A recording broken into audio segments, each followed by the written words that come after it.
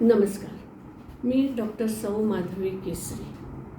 आहार विचारमध्ये आपले मनपूर्वक स्वागत आहे.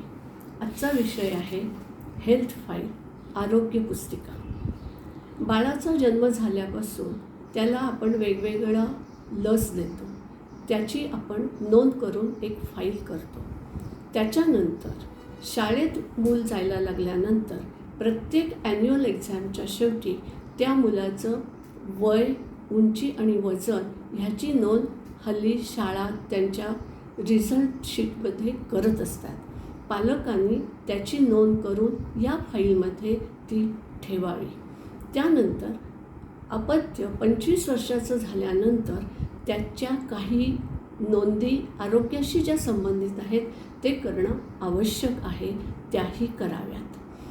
25 वर्षाच्या वयाच्या स्त्री किंवा पुरुष ह्यांची सर्व प्रकारची वाढ पूर्ण झालेली असते आणि ते सर्व अवयव मॅच्युअर झालेले असतात. म्हणजेच ते त्यांचं कार्य करण्यासाठी पूर्णत्वाने कार्यक्षम झालेले असतात.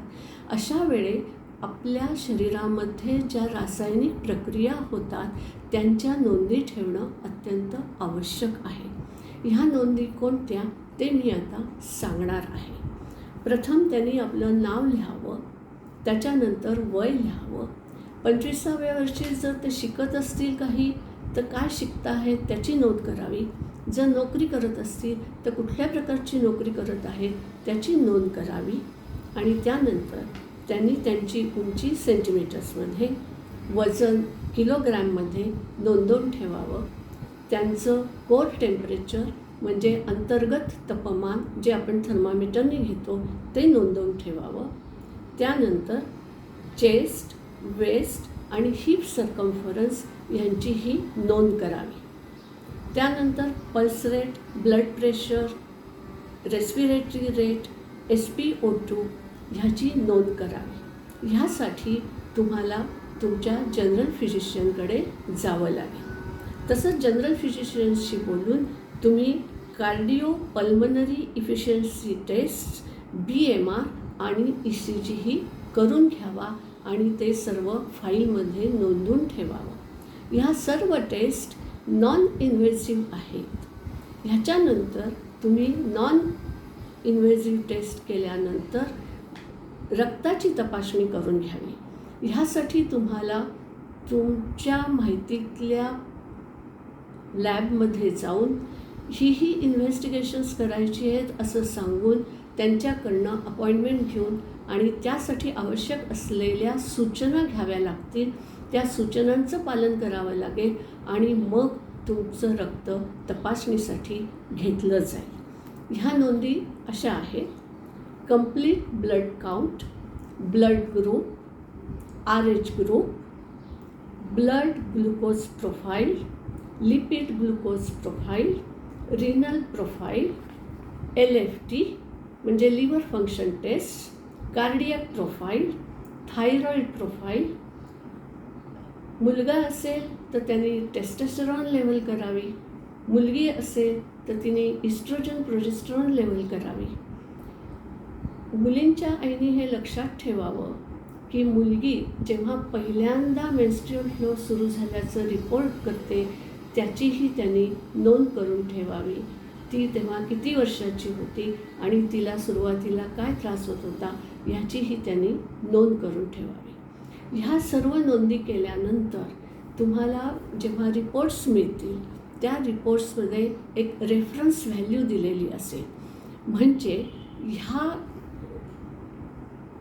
रेफरन्स व्हॅल्यूमध्ये कुठेतरी तुम्ही फिट होत आहात, म्हणजे तुम्ही नॉर्मल आहात असं लक्षात येईल. ह्याच्यानंतर तुम्ही 35व्या वर्षी, 45व्या वर्षी, 55व्या वर्षी, 65व्या वर्षी अशा नोंदी करायला हव्यात.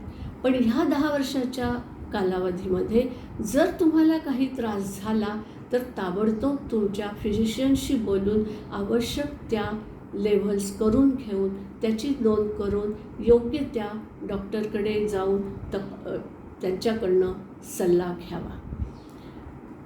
ह्या सर्व गोष्टींमुळे जेव्हा केव्हा थोडासा जरी काही बदल येईल तो तुमच्या फिजिशियनच्या लक्षात येईल आणि त्यामुळे ते तुम्हाला योग्य सल्ला देऊ शकते.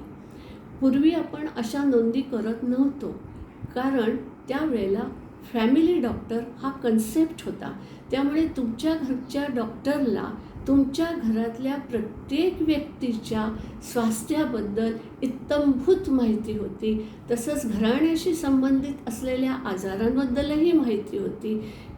हल्ली आपल्याकडे आपण प्रत्येक ठिकाणी जिथं जातो तिथं एक नवीन डॉक्टर घेतो, किंवा काही जणांची अशी सवय असते की आज ॲलोपॅथीकडे जायचं, उद्या आयुर्वेदिक डॉक्टरकडे जायचं, परवा होमिओपॅथिक डॉक्टरकडे जायचं आणि त्यामुळे जास्त गोंधळ होतो.